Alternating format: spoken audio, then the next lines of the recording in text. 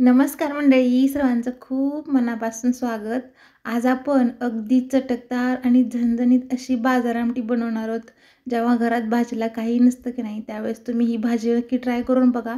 तुम्हाला खूप जास्त आवडेल. आठवड्यातून 2 वेळा तरी तुम्ही ही रेसिपी नक्कीच बनवाल. मस्त गरमागरम भाकरीसोबत छान तर्रीदार आमटी अशा प्रकारे टाकून थोडासा लिंबाचा रस पिऊन भाकरीसोबत मस्त कुस्करून खायची. खूप भारी लागते चवीला. नक्कीच ट्राय करून बघा. व्हिडिओ थोडासा जरी आवडला ना तुम्हाला, व्हिडिओला एक लाईक नक्की करा, रेसिपी शेअर करा आणि चॅनलला सबस्क्राईब करायला सुद्धा विसरू नका. खूप सोपी रेसिपी आहे. तर त्यासाठी इथं आपण एक 4 चमचे हरभरा डाळ घेतली आहे, 4 चमचे तूर डाळ घेतली, 2 चमचे मसूर, 2 चमचे पिवळी मूग डाळ, 2 चमचे उडीद डाळ घ्यायचे.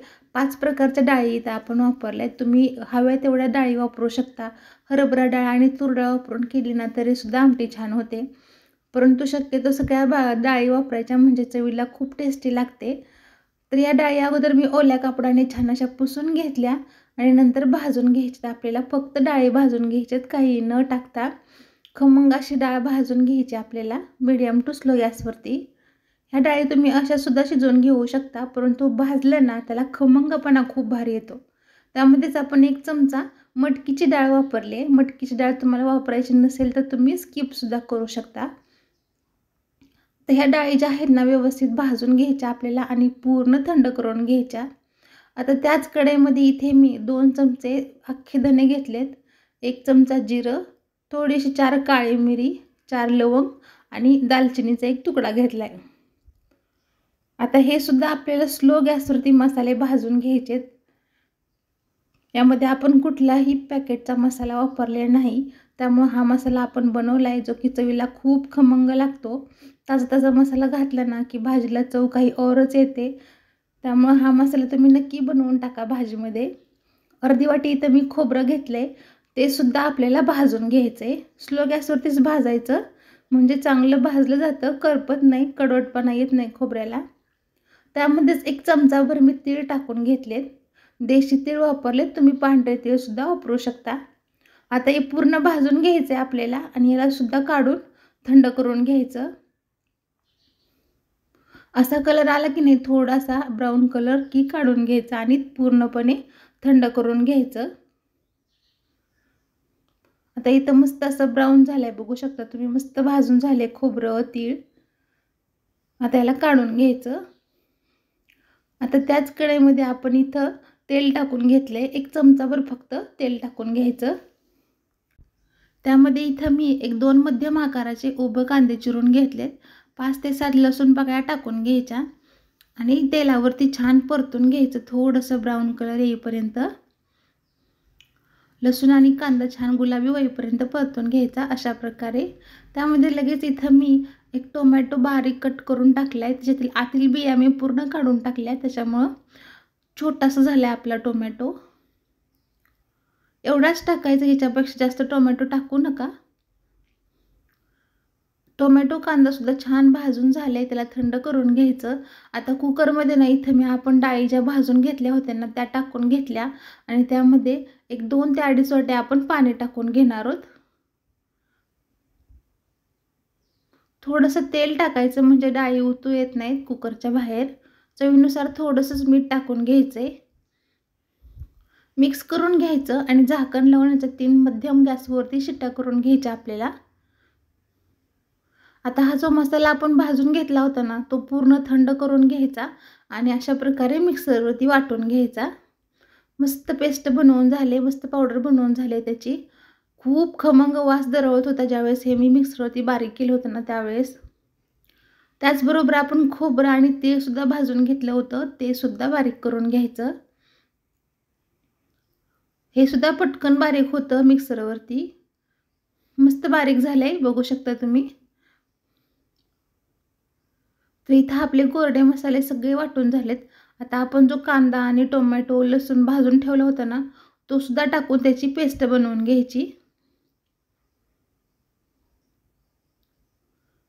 हे सुद्धा आपल्याला छान पेस्ट बनवून घ्यायचे, वाटून घ्यायचे. हे सुद्धा वाटून झालंय, बघू शकता, पाणी न टाकताच वाटून घ्यायचं. डाळ सुद्धा इथं बघू शकता तुम्ही आपली छान अशी शिजली डाळ सुद्धा. हरभऱ्याची डाळ जी असते ना ती पूर्ण शिजत नाही, थोडीशी अशी अख्खी राहते आणि तीच अख्खी डाळ दाताखाली खूप छान लागते चवीला.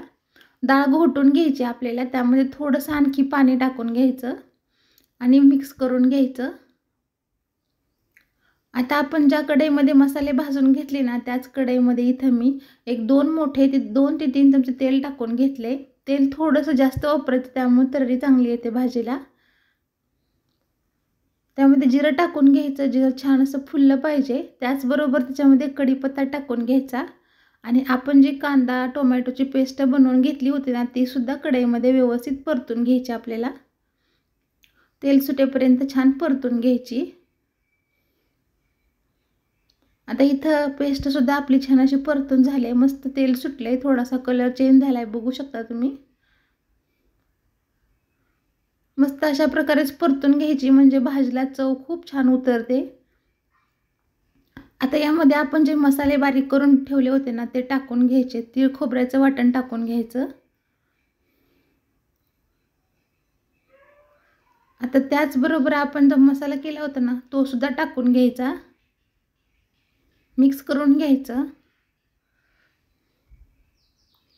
हे सुद्धा मिनिटभर परतून घ्यायचं आपल्याला, मसाले सुद्धा तेलामध्ये छान परतून घ्यायचे. आता इथं मी घरचा जो साठवणीतला मसाला असतो ना काळा मसाला तो टाकून घेतलाय. तुम्ही याऐवजी मार्केटमधील मिळतो तो काळा मसाला वापरला तरी सुद्धा चालेल.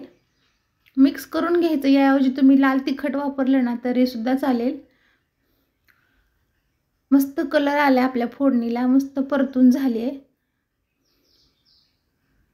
अशी फोडणी छान खमंग परतून घ्यायची, म्हणजे भाजीला सुद्धा तेवढीच भारी चव येते. एक छोटा पाव चमचा फक्त हळद टाकून घेतली आहे, ती सुद्धा परतून घ्यायची. आता यामध्ये ना आपण शिजवलेली डाळ होती ना ती टाकून घ्यायची.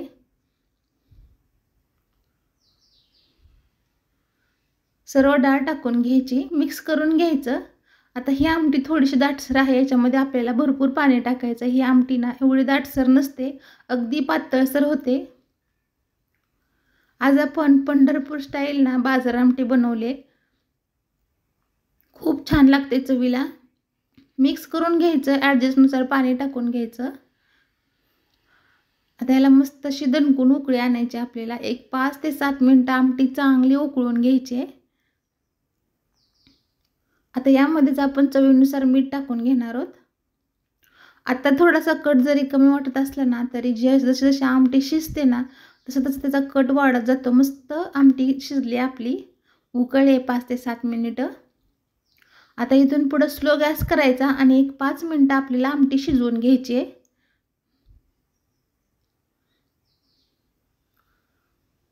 इथे आपली मस्त आमटी शिजून तयार झाली आहे. मस्त गरमागरम ज्वारीच्या भाकरीसोबत ना कांदा, लिंबू आणि ही बाजार आमटी चवीला एक नंबर लागते. दुसरं काही आणखी ताटात देण्याची गरज पडत नाही. हीच आमटी आणि भाकरी चवीला खूप भारी लागते. तुम्ही एकदा ही भाजी नक्की ट्राय करून बघा, तुम्हाला खूप जास्त आवडेल. तुम्हाला जर आपला थोडासा जरी व्हिडिओ आवडला असेल ना तर व्हिडिओला प्लीज एक लाईक नक्की करा, रेसिपी शेअर करा आणि आपल्या चॅनलला सबस्क्राईब करायला सुद्धा अजिबात विसरू नका.